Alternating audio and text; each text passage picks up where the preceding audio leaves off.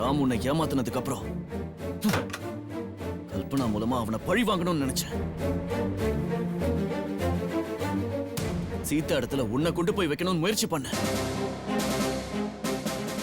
ஆனா எல்லாமே தோல்வியில முடிஞ்சிடுச்சு. அதுக்கப்புறம் உன் மனசை தேத்தி வேற ஒரு மாப்பிள்ளைக்கு பிக்ஸ் பண்ணி அந்த கல்யாணத்தன்னைக்கு ராமால பிரச்சனை வந்த உனக்கு நடக்கிற இந்த கல்யாணம் நின்னு போச்சு.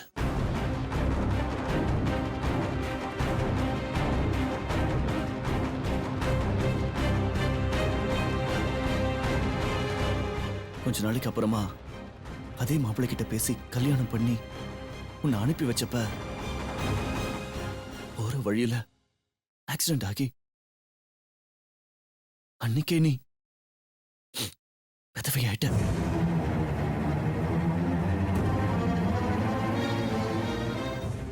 வனிதா, வாழ வேண்டிய வயசுல நீ உன் வாழ்க்கையை இழந்துட்டு நிக்கிற. ஆனா உன் வாழ்க்கைய பறிச்சவங்க நல்லா சந்தோஷமா வாழ்ந்துகிட்டு இருக்காங்க. அண்ணா, இது என்னோட தலைவிதி. இதுக்கு மத்தவங்களை குறை சொல்லி என்ன பண்றது? இது விதி இல்லம்மா, சதி. இதுக்கெல்லாம் காரணமே அந்த ராம், சித்ரா, சீதாவும் தான். இதுக்கெல்லாம் அவங்கள நான் சும்மாவே விட மாட்டேன். நீ விரும்பின ராம் கூட நான் உன்னை சேர்த்து வைப்பேன். அந்த சீதாவை அந்த வீட்டை விட்டு துரத்தி விடுவேன். அதுக்கான நேரம் இப்ப வந்திருக்கு. அந்த சீதாவோட தங்கச்சி ராதாவை பயன்படுத்தியே சீதாவை வெளியே அனுப்புவேன்.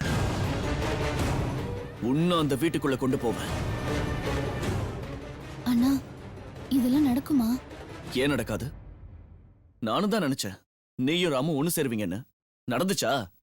நடக்கலல்ல. ராமும் சீதாவும் தானே ஒண்ணு சேர்ந்தாங்க. மாறுமா? எல்லாமே மாறும். மாறாதுங்கிற வார்த்தையை தவிர இங்க எல்லாமே மாறும். நான் சொன்ன மாதிரியே சீதா அந்த வீட்டை விட்டு வெளியே போவா. நீ அந்த வீட்டுக்கு வாழ போவ. இது நடக்குமா? உன் அண்ணா அதை நடத்தி காட்டுவேன்.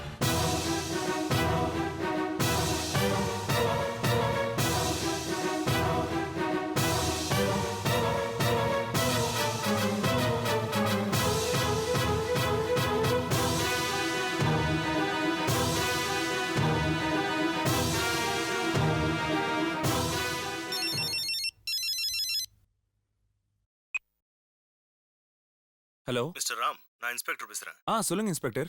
நாங்க என்கொயரி பண்ணதுல உங்க வீட்ல இருந்து எடுத்துட்டு வந்த துப்பாக்கி கள்ள துப்பாக்கின்னு தெரிய வந்திருக்கு. மேற்கொண்டு இதை பத்தி விசாரணை பண்ணிட்டு வரோம். அப்போ அந்த துப்பாக்கிக்கு சொந்தக்காரங்க யாருன்னு கண்டுபிடிக்க முடியாதா?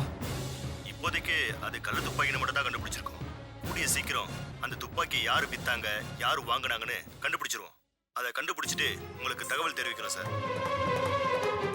ஓகே இன்ஸ்பெக்டர், சீக்கிரம் கண்டுபிடிங்க. Okay sir.